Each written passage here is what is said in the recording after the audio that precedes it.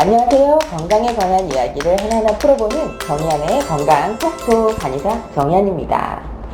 손발이 항상 차가워서 고민인 사람들 의외로 많습니다. 특히 남성보다 여성이 많고요. 더운 계절보다는 추운 계절 못 견뎌 합니다. 손발이 유독 차갑게 느껴지는 이 수족 냉증을 호소하는 사람들은 많지만 뾰족한 해결책이 없어서 답답하시죠. 자, 오늘은 손발이 차서 고생인 분들에게 도움이 될 만한 내용으로 영상을 만들었습니다.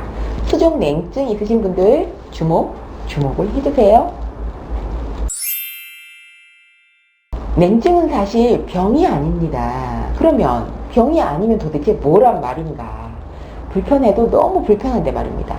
냉증은 병이 아니라 증상 중에 하나입니다. 몸이 불편해서 나타나는 증상들 중에 하나라는 얘기죠. 몸이 차가워지는 것은 이 스트레스나 외부의 자극을 받아서 체온이 상승하게 됐을 때 체온을 낮추기 위해서 말초혈관이 수축하면서 생기는 생리적인 현상이거든요.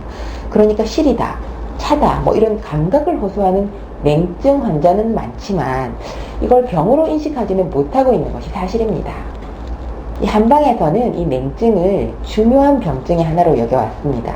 냉증이란 말 그대로 몸의 일부분이나 전체가 차갑게 느껴지거나 실제로 차가운 걸 말합니다. 이 냉증이 나타나는 부위는 우리 손발이나 하복부, 무릎 또는 전신 같은 증상들이 있지만 이 중에서 가장 흔하게 볼 수 있는 증상이 바로 손발만 유난히 차갑다는 이 수족 냉증이죠. 계절별로 보면 겨울에 가장 심하지만 1년 내내 증상이 있는 사람들도 많습니다. 그리고 여성이 남성의 2배 정도로 많은데요. 특히 난소 기능이 약한 젊은 여성이나 갱년기 여성에게 주로 나타납니다. 이 수족냉증이 왜 생길까요? 이 한의학적으로 보는 이 수족냉증의 원인은 정말 다양합니다. 몸을 따뜻하게 지켜주는 양기가 뚝 떨어졌거나 또 소화력이 약해서 손발 말초까지 기혈순환이 안 되거나 또 정신적인 스트레스가 너무 심해서 기혈소통에 문제가 생겼거나 사춘기나 출산 후에 또는 갱년기에 난소 호르몬의 기능이 뚝 떨어져서 생기는 이런 다양한 이유들이 있습니다. 그리고 이 다양한 원인들로 인해서 혈액순환과 또 체열 공급 조절을 담당하는 자율신경계 균형이 깨지면서 이 손발로 가는 말초혈관이 과하게 수축이 되면 이 손발이 차가워지게 되고요. 그래서 수족냉증으로 느껴지게 되는 거죠. 이 외에도요, 질병에 의해서 수족냉증이 생기는 경우도 있는데 심장기능, 또 갑상선 기능이 떨어졌거나 혈압이 낮거나 영양실조, 또 과음, 과로, 또 흡연을 하는 경우에 있어서도 이 냉증이 올 수가 있는데요. 임상적으로 볼 때 이 2-3가지 원인을 동시에 가지고 있는 사람도 많습니다. 자, 이 수족냉증 자체는 병도 아니고 단지 불편한 증상일 뿐이지만 이 수족냉증이 있다는 것은 곧 자율신경계 균형이 깨져서 신체 기혈 흐름에 문제가 있다는 거니까 몸을 제대로 관리를 해야 다른 문제가 발생하지 않습니다. 이 수족냉증이 있는 사람은 추위를 심하게 타는 증상 말고도 쉽게 피로를 느끼고요. 또 손발이 저리고 불안하고 초조하고 불면증을 함께 호소하기도 쉽습니다. 여성의 경우는 생리통, 생리불순, 유산, 불임, 불감증, 또 만성 소화기 질환, 맹대하가 생기는 경우가 많고요. 남성의 경우는 정력 감퇴, 조루, 식은땀, 식욕 저하 같은 증상을 동반하는 경우도 많습니다.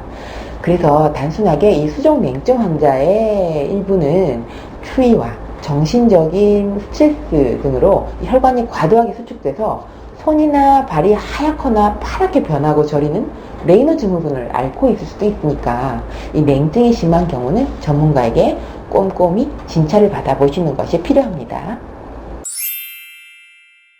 이 수족냉증은 한의원에서 많이 치료를 하고 있고요. 잘 치료되는 증상입니다. 주로 한약 처방과 약침 치료로 치료를 하는데요. 개인별 상태에 따라서 치료 처방은 달라집니다. 소화 기능이 약한지, 또 신장 기능이 허약한지, 난소 기능이 약한지, 대사 순환에 문제가 있는지 이렇게 원인별로 치료를 해서 자율신경의 균형을 회복하는 치료를 합니다. 이 만성적인 수족냉증 환자들은 대부분 이 수족냉증 외에도 다른 자율신경 불균형으로 인한 다양한 증상들을 동반하는 경우가 많아서 단순히 몸을 따뜻하게 하기보다는 자율신경 기능을 회복하는 근본 치료를 하는 것이 좋습니다. 수족 냉온욕은 간단하면서 효과가 큰 방법인데요.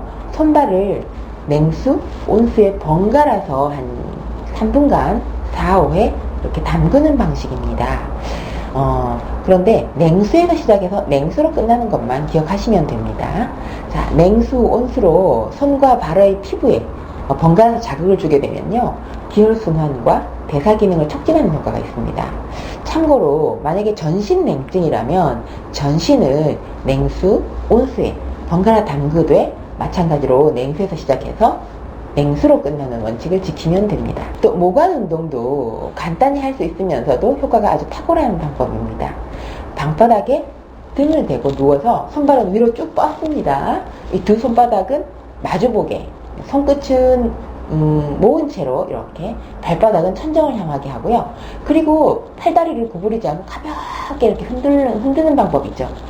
자기 전에 매일 1, 2분씩 하면 팔다리가 아주 가벼워지면서 숙면을 취하게 됩니다.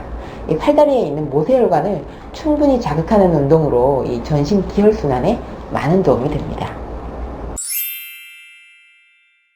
자, 오늘 영상은요, 이 수족냉증은 질병이 아니라 증상의 하나다. 또 여성에게 많다. 또 자율신경의 문제다. 그리고 한약과 약침으로 치료가 가능하다. 또 수족냉온욕과 모관운동이 도움이 된다 하는 내용이었습니다. 자, 수족냉증으로 고생하시는 모든 분들께 오늘 영상이 도움되었으면 좋겠습니다. 정의안의 건강 톡톡, 다음 주에도 유익한 건강 정보로 뵙겠습니다. 감사합니다. 여성이 건강해지면 가정이 행복합니다. 여성이 행복한 세상, 건강한 사회가 될 것입니다. 소식 놓치지 않으려면 구독하기 버튼 꾹 하고 눌러주세요. 지금까지 한의학 박사 정의안이었습니다.